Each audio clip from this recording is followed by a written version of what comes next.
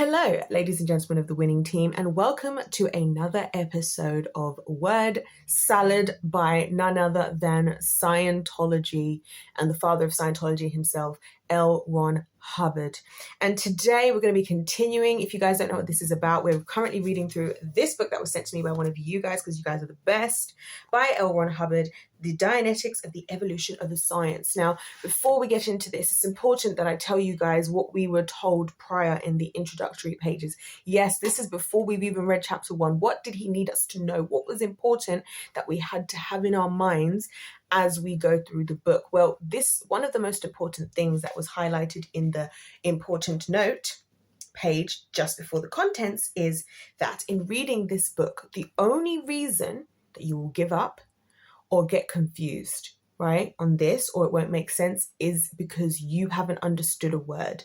Now, if you haven't understood a word or a phrase, then at any point, if you don't understand them, you can find the definition also in the book. But don't go look for that definition in one of the other books, because every book might have a different definition for the same thing, and the book that you're looking at is the one that has the definition that you're looking for. So,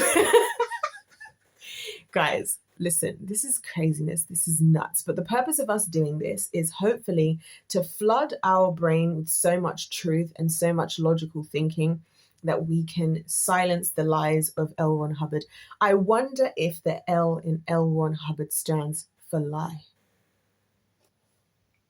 I'm joking. I know it doesn't, because I asked the lady when I went to Scientology in New York City, to the Scientology place, I asked the lady what his first name is. It's not Lie. Anyways, let's get into it. So we're finally in the chapters anyways. We spent three whole videos going through all this, what you need to know, basically the programming before the pre-programming before the programming. Like, before you go into this is how you have to look at everything you're about to see, and this is how you have to deal with it. And I hate that. I've said it before why I hate that type of thing, because basically you're not being given the right, I believe God gives us as humans, to address something for yourself. So let's get into it anyways. Chapter 1, the optimum computing machine. So I'm going to read and I'm going to comment. This is what we're doing. The optimum computing machine is a subject which many of us have studied. If you were building one, how would you design it? First, the machine should be able to compute with perfect accuracy on any problem in the universe and produce answers which were always and invariably right. Now, let's just start with this. So this all sounds great in concept, right? We want to create a machine that basically can do anything and everything, the optimum computing machine, where the answers are always invariably right. I already discussed this in previous videos about this book, so go and check those out. I won't go into massive detail, but one thing I've been pointing out time and time again is this whole idea of right and wrong. I don't like this vague thing of right and wrong with L. Ron Hubbard. In an actual interview, which we now know obviously was staged and organized, nevertheless, he planned his answers. These were the answers that he planned. When asked about things like right and wrong, good and bad, he just said whatever right and wrong and good and bad means to everyone. And I've said to you guys before, that sounds fine. And yes, as a society, do we generally have a vague sense of right and wrong that overlaps? Yes, but the deeper you go into it, and the more we actually think about it as so black and white, the more we realize that's the same way that we're saying, oh yeah, we all have the same idea of right and wrong, is the same way people are justifying their attractions to underage children, because to them that feels right. Do you see what I'm saying? I'm just highlighting the fact that we can't have these vague and unspecified versions of right and wrong. Now, maybe I should see if there's an explanation in the glossary while we're here. And also we need to read on. This is only the first, what you call it? This is an index, not a glossary. Yeah, let's look, guys. Let's see if right is in here, right and wrong, in his little glossary here, the editor's glossary. I hate this whole editor's, anyway, we won't get into that. Let's see. Because this is what he said, right? He said, if you get confused on the meaning of a word, then you need to search for what it is. So it should be here, QRS, okay.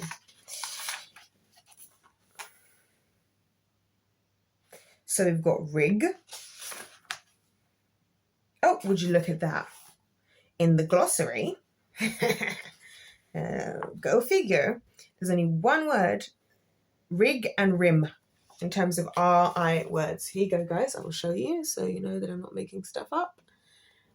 Rig up here, rim down here. There is no right. So according to L. Ron Hubbard and people who are definitely deep into Scientology, well, if I get confused, it's because I don't understand this word, right? But there's not a definition for the word. So if I was interested in Scientology, what was I supposed to do at this point?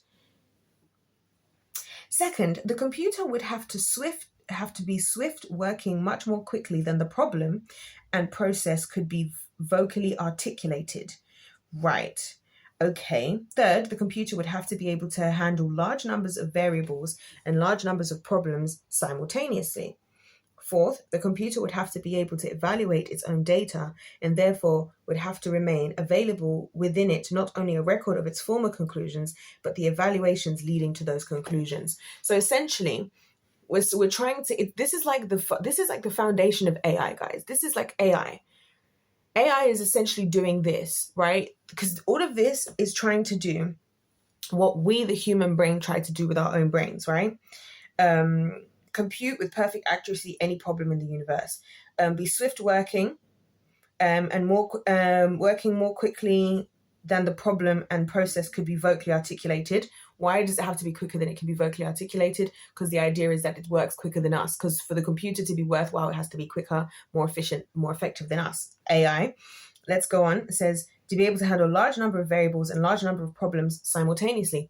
Also sounds like AI, right? And the human brain, because that's what we do. When we're facing our decisions in our life, we have to think about multiple different problems and processes and simultaneously, right? The more capable we are of doing that, the more we're capable of doing. And obviously that's again why people are in favor of AI, because, we're going to get ourselves into the situation where we can have something that does what we do, but on steroids. And then would have to be able to evaluate its own data, and there would have to remain available within it not only a record of its former conclusions, but the evaluations leading to those conclusions. So it has to be able to also, so as long as it's continuing on in finding solutions, it also has to be consistently going back all the way from the beginning of what it thought, why it thought it, and then including all of that in helping to come to the future conclusions. So this is again how our brains tend to work. This is what we tend to do as humans. And also if we could do it perfectly, right, then we would end up with what he's talking about here, which is what AI is trying to create. That's why even ChatGPT, as we speak, imagine ChatGPT coming up in a Scientology video. You just got to make this stuff up. This is why, like on ChatGPT, why do they have to keep updating it? I've been using ChatGPT, by the way, guys, because it's actually helpful for a lot of things, by the way. And one thing I find fascinating is the type of questions that I ask ChatGPT. I'm the type of person who asks ChatGPT questions that ChatGPT can't answer, by the way. And I'm not talking about questions like, did the chicken or the egg come first, which I did ask ChatGPT because I thought I'd love to see what it would say, but other things in life, right? Questions about the world and statistics and stuff, right? And why is it that ChatGPT can't answer? Because there is still more information that has to be programmed into it, because it's only as good as a computer program, right? So this whole concept of the optimum computing machine, it's really ironic that this sounds so much like AI. That's what I'm saying. Fifth, the computer would have to be severed by a memory bank of nearly infinite capacity in which it could store observational data, tentative conclusions, which might serve future computations, and the data in the bank would have to be able to have to be available to the analytical portion of the computer in the smallest fractions of a second. So what he's saying, this is a classic intelligent people trying to sound so much more intelligent than they need to and just making it all sound like a bunch of mumbo jumbo when it's really easy to explain. I'll explain. Simply put, he's saying it needs to be able to have infinite storage and that infinite storage needs to be easily accessible to all the various areas of the system at the split of a second. That's all he's saying. 6, the computer would have to be able to rearrange former conclusions or alter them in the light of the new experience. Kind of what I was just saying already about being able to go through. 7th, the computer would not need an exterior program director, but would be entirely self-determined about its programming, guided only by the necessity value of the solution, which itself would determine. So there's no need for an exterior program director. It needs to be self-determined. Is this not AI? Like, am I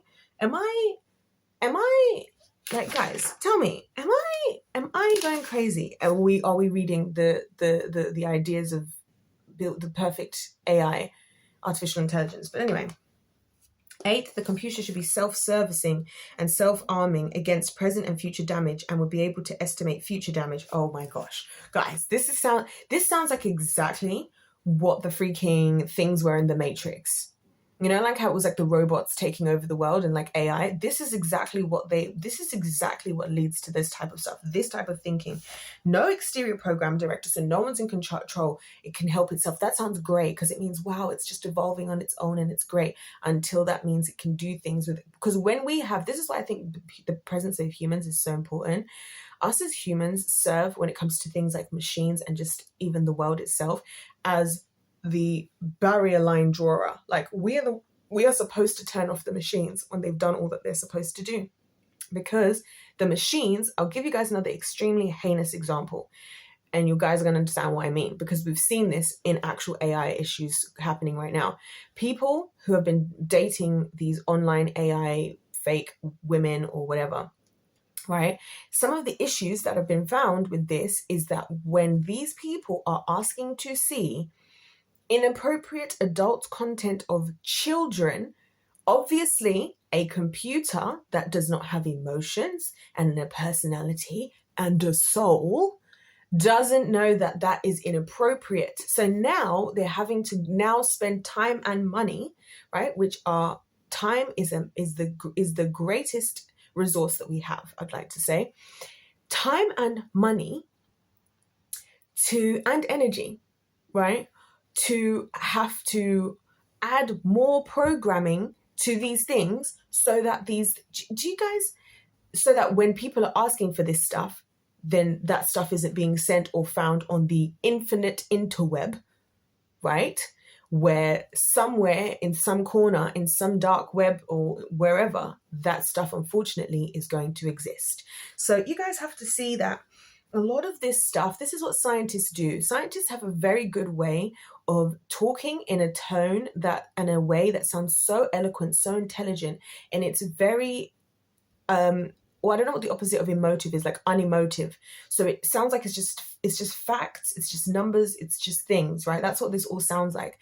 But then, and that's why they get away with doing crazy things, because then when you add the practical elements to it, that's when you actually see what's going on. Like when you're adding the practical elements, like what I'm saying, because if we're saying it can do whatever it wants, whenever it wants to, whatever, that's what it's going to do, right? It's self-serving. It can protect itself.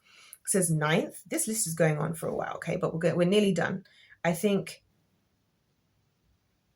13 is total. So we're nearly getting there. 9th. The computer should be served by perception. Sorry, guys. Sometimes I actually can't read, believe it or not. But the computer should be served by perception by which it could determine necessity value. The equipment should include means of contacting all desirable characteristics in the finite world. This would mean color, visio, tone, audio, odor, tactile, and self-perceptious, for without the last, it could not properly service itself. So notice what's going on here. We're now saying that this machine, this is insane. He's literally saying the machine needs the 5 senses. Color, visio, right?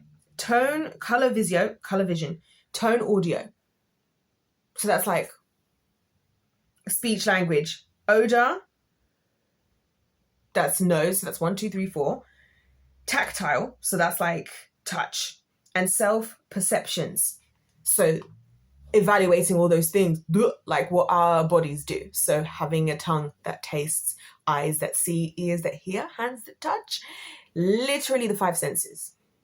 Can you guys see what I'm saying about scientists and how they do all of this mumbo jump? Some scientists, I should say some, because I've been taught when I did my degree by some of the best scientists who are very humble, very, very humble men. Shout out to them. They're amazing.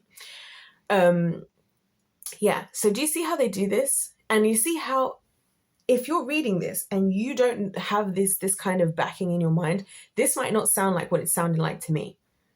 You see what I'm saying? And this is how they get you. 10th, the memory bank should store perceptions as perceived, consecutive with time received, with the smallest possible time divisions between perceptions. So basically, it's the difference between what you see at one point and what you see at another point, and making sure that the difference of those things is being of that time is also being quantified. Why would we do that? Because that's how you do observations as a scientist. Literally, when you're observing something, in order to draw a conclusion, when I'll be like in a lab or something, you to say time one, like T1 or T0 is time zero before the time started, and then T1 is the first time that you've taken. So at T0, there was 0 centimeters cubed of carbon dioxide produced. At T2, there was 200 centimeters cubed of carbon dioxide produced. You see what I'm saying? Produced. So this is essentially what it's saying. Perception with the times attached to it. It would then store in color visio, moving, tone audio, flowing, odor, tactile, and self-sensation, all of them cross-coordinated. So basically taking in all of the senses, what's happening in all of the senses of this machine, we'll call them senses because that will make more sense, at each of those times. So at time zero, all of the what was the data being perceived for all of those things, and at time one, what was the time being perceived by all of those things. Obviously, that's how you notice the change, right? Because to use my example, like I said to you guys before, the change would be that there was 200 centimeters cubed of carbon dioxide produced. With what I said, how do you get to that? Well, because you take away you look at the difference between what you started with and what you have now. Simple, right? But he's just doing this on steroids with everything. I'm giving a simple example. 11th, for the purposes of solutions, it would have to be able to create new situations and imagine new perceptions, hitherto not perceived, and should be able to conceive these to itself in terms of tone audio, color visio, odor tactile, and self-sensation, and should be able to file anything so conceived as imagined, labeled memories. Let's read that again because that's interesting. For the purpose 11th, for the purposes of solutions, it would have to be able to create new situations and imagine new perceptions. So this is the idea of how you think, how are we going to overcome whatever that problem is that's perceived? How are we going to overcome that? And how are we going to use all of the different things that we can use to do that? Should be able to conceive those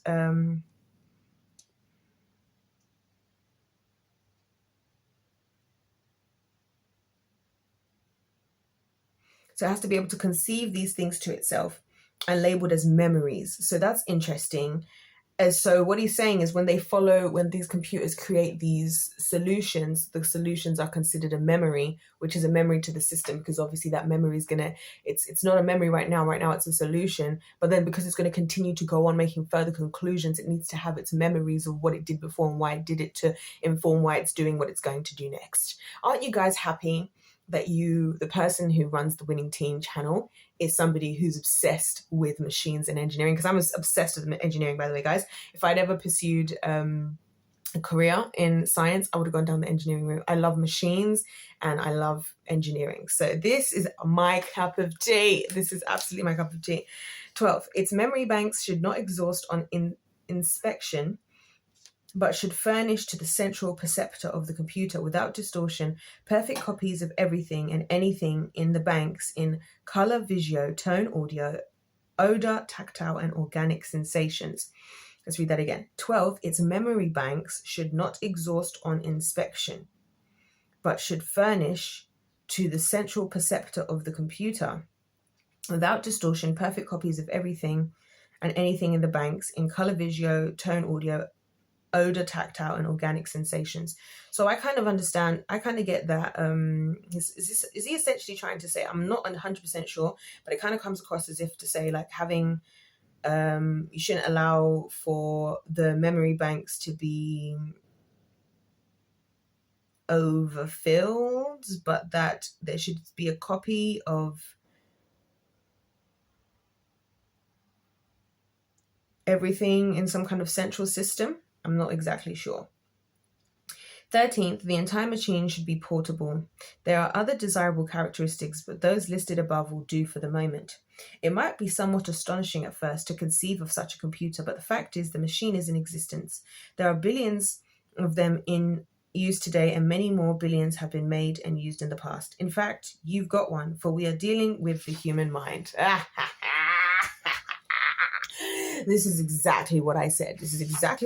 And notice, guys, how what he's saying for the human mind perfectly maps what they've developed in artificial intelligence.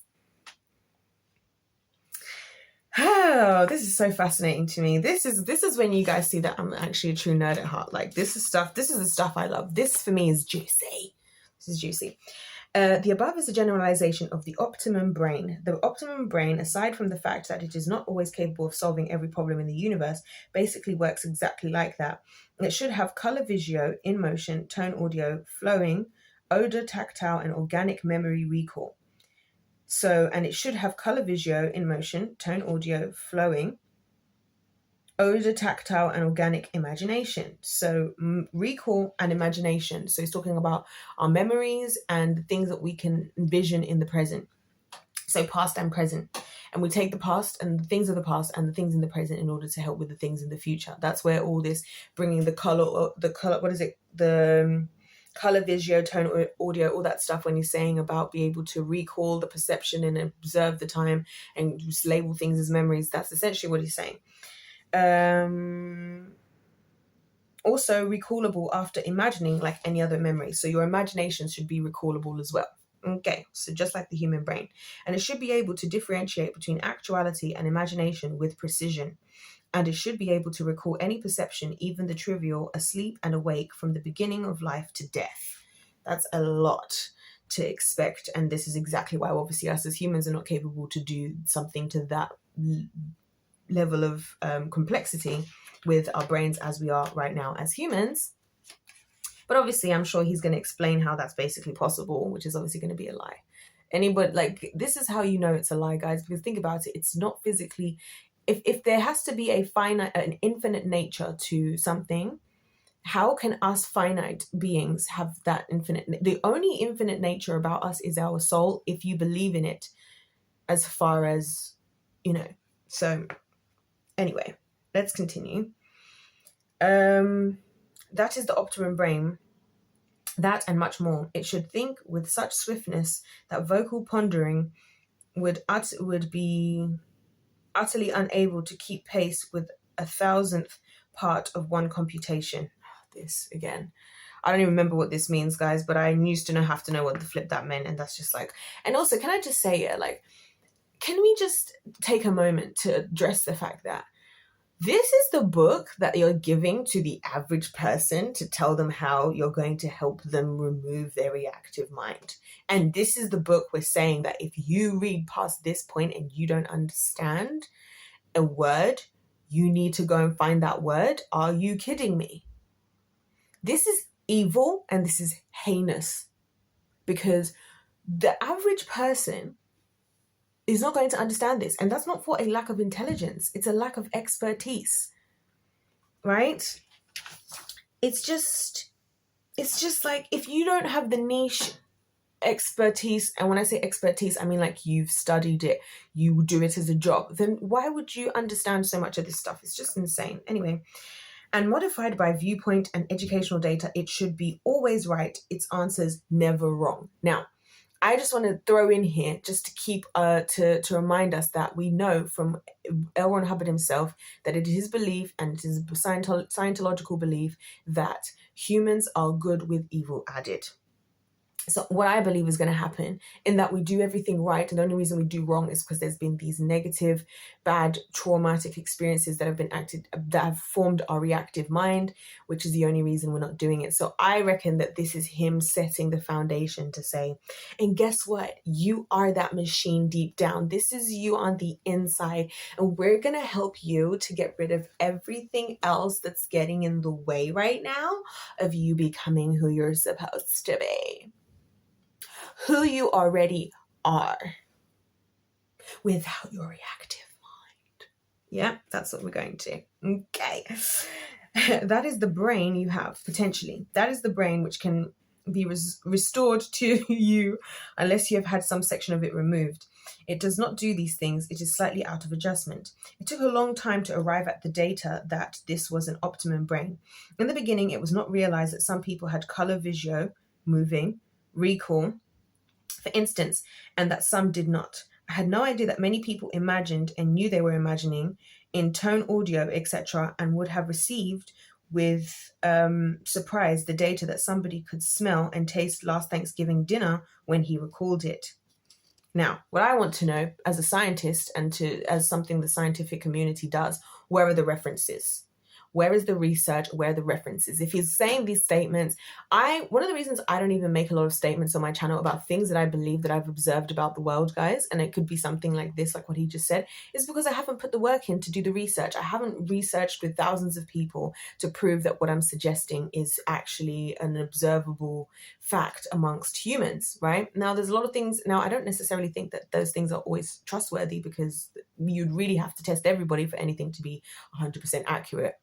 But you guys get what I'm saying. Where is the research? Where is the research? This so-called research, the data. Where is the data so we can look at it? Another important thing as a scientist is when you write scientific papers, literally the reason why they're so long is because you have to show the data. You don't just get to tell people what your conclusion was or give one example. You have to give your data. When I did my own research project as a university student, at the back of the paper, even though I used examples through my explanation, all of the data of all of the calculations I did was there. You see what I'm saying? Because that's what you do as a scientist. That's me as a little baby like third year science chemistry student. Do you know what I'm saying? So L. Ron Hubbard, what's this about? In 1938, when the researchers which culminated in Dianetics, Greek dia, through, and nous, mind or soul, was started in earnest, no such high opinion of the human brain was held. In fact, the project was not begun to trace brain function and restore optimum operation, but to know the key to human behavior and the code law which would reduce all knowledge. So they didn't even believe that the human brain was that capable. They just were trying to figure out exactly what it is that explains human behavior as a whole. So that was just kind of something they stumbled upon in their research, the research that we have no data for as of yet. Cool. My right to enter this field was an inquiring mind which had been trained in mathematics and engineering and which had a memory bank full of questions and a far-flung observations. That's me as well in that characteristic, although I didn't study exactly the same as him because I did chemistry, and obviously you guys know I'm a mathematician. It's just who I am. It was a basic contention that the human mind was a problem in engineering and that all knowledge would surrender to an engineering approach. That's so interesting because I believe in engineering your life as well. It's interesting. It's so funny. And another primary assumption was made. All answers are basically simple. I agree with that, actually. As it stands, the science of Dianetics and its results, which are demonstrable at the proposition that water at 15 pounds per square inch and 212 degrees Fahrenheit boils, is an engineering science built heuristically on axioms. It works. That is the only claim for Dianetics or chemistry. They may not be true, but they work and work invariably in the finite world. So he's basically trying to say that the science and the research of Dianetics is as provable and as logical and as observable to any and everyone as water boiling at 100 degrees Celsius, which here is 212 degrees Fahrenheit, which I discovered that Americans, that's what you all are doing, because I was talking to some Americans when I was in America last year. They were telling me, I was like, we were talking about what temperature does water boil at, and they were like 212 degrees Fahrenheit. And I was like, that sounds so weird because I'm used to saying 100 degrees Celsius. Anyway, when the problem had been shuffled around in the beginning and when the questions had been formulated to be asked of the universe at large, there was no concept of the optimum brain. Attention was fixed upon the normal brain. The normal brain was considered to be the optimum brain. Attempts were made, when work finally got around to the problem of the brain itself, to obtain results comparable with the normal mind. Minds became aberrated, don't know what that means. When restored, they would be normal. In fact, in the beginning, it was not even certain that minds could be restored.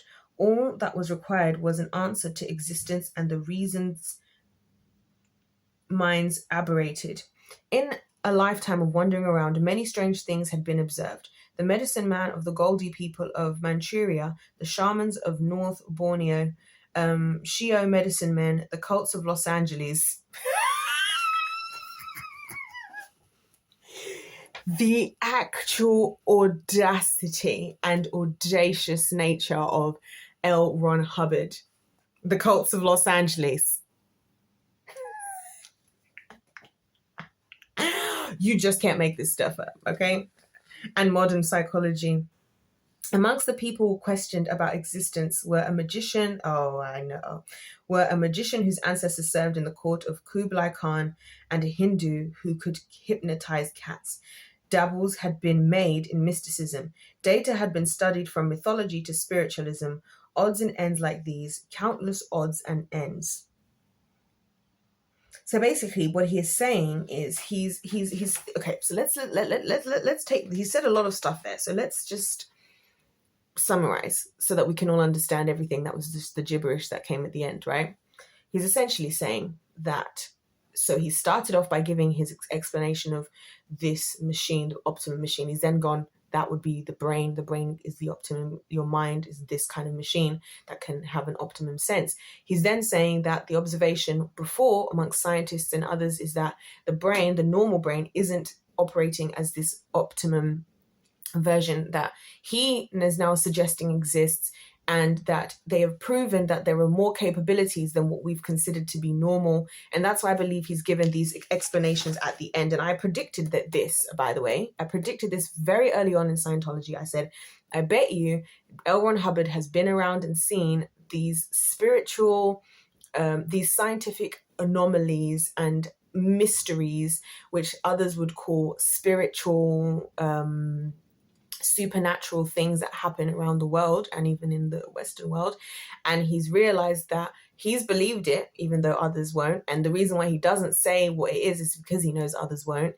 And so instead, he's trying to harness that to give an option to say there is a higher form of the brain. Rather than making this a whole spiritual thing, we're going to make it a scientific thing and say there's an option of an optimum brain, right? But all the examples he's giving here of these people, these medicines, these cults, these things, these hypnotization of cats and all this stuff, this mysticism, this is all deeply, as somebody who studies and has studies into all stuff to do with religions, guys, this is all to do with religions. This is to do with spirituality and spiritual things, supernatural things, because this is what you would observe in these places around the world. A lot of these dresses that you see people wear, a lot of even the Native Americans and things like that, the things that these people are doing, the like so-called celebrations, are rituals that they do because of the actual real life spirits these people believe in. So I just want to just highlight that to you guys, not to try and tell you to go and run and believe in it. I'm telling you that this stuff that he's quoting on the back of science, right, is what he's talking about. And so why is he stating it like this? Because he's trying to say it in such a way where I've stated my case at the beginning of what is the observable. It's a perfect manipulation tactic, right? What is the observable optimum machine that we can all agree is observably optimum? This is a perfect manipulation tactic. Get you in with something that we all think makes sense, that's logical, right? Then let's talk about the science. Well, before we only believed that humans were normal, but now there's from the observations that have been made, this thing that's normal, that isn't optimum, is possible. Because why do we know this thing that's optimal is possible? Because of what he's seen. That is nothing to do with science, with what he's seeing, but he's making scientific observations. And that is what he's using as the argument that this optimum brain idea is possible.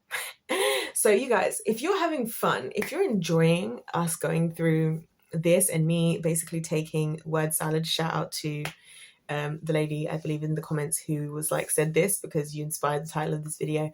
If you're enjoying going through this, stay tuned, because we're going to go through this whole book, however long it takes us this year. This book we're going through, like when I started reading it, of all the books that we've been doing on here, this one we have to get through. So we're going to get through this. So stay tuned, guys. Check out the playlist. And you'll see the book in the thumbnail, because obviously there's lots of Scientology videos. So if you want to see the one specifically about this book, you'll see the book in the thumbnail. Okay. But yeah, let me know you guys' thoughts. This is crazy. I'm so looking forward to chapter 2. So I'll see you guys in the next video, chapter 2. If life's a game, let's play to win. Don't forget to subscribe if it's the first time joining us. And of course, like the video. Let me know your thoughts in the comment section down below. Can't wait to see you guys in the next one. God bless every single one of you watching. And I'll see you in my next one. Goodbye.